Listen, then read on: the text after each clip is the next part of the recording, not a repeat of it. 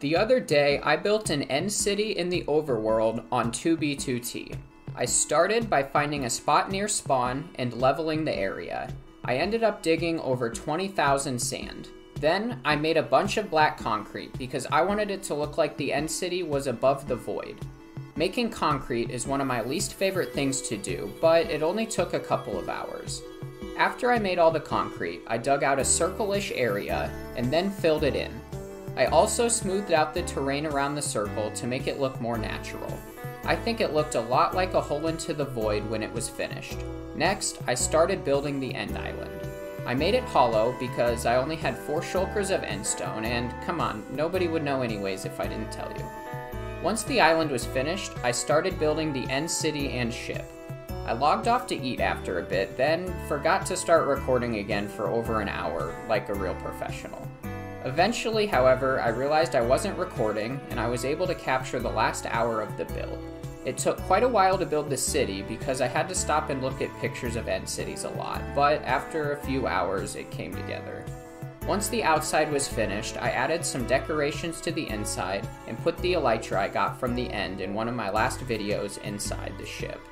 I thought this was kinda cool because most of the elytra on 2b2t are dupes with full enchantments, however, this one I found naturally on an end ship.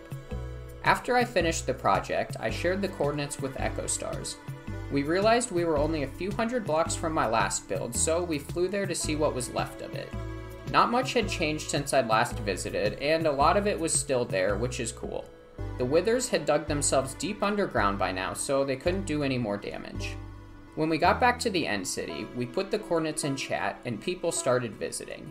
For the next couple hours, we listened to music discs and messed around while different players filtered through and visited the city.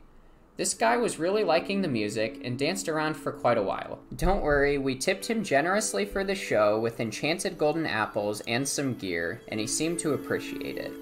A lot of books were traded over the course of the night, and I added books from 6 new players to my collection. Nobody tried to grief the build for over 2 hours until this guy wrote me a really friendly book and followed it with trying to kill me. I quickly realized he was trying to place obsidian so that he could place end crystals, and I flew away.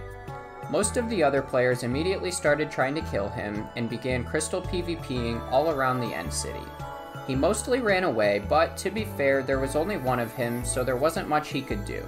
And he did stop to fight several times and even got 1 kill.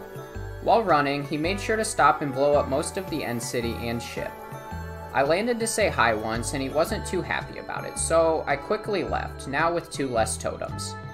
After chasing him for over 20 minutes, Echo Stars was finally able to kill him. After some salty messages in chat, he decided to be friendly and all was good. Some players just like to cause mischief, and I knew some griefers would come when I leaked the coordinates, but they're just having fun and they aren't causing any real harm. Those of us that were left took some pictures together and continued to mess around for a while. The end city definitely had some damage, but I think we all had a lot of fun with it, so it was worth it. And now there's another set of ruins near spawn for travelers to stumble across. Thank you to everyone for watching, and I'll see you guys later.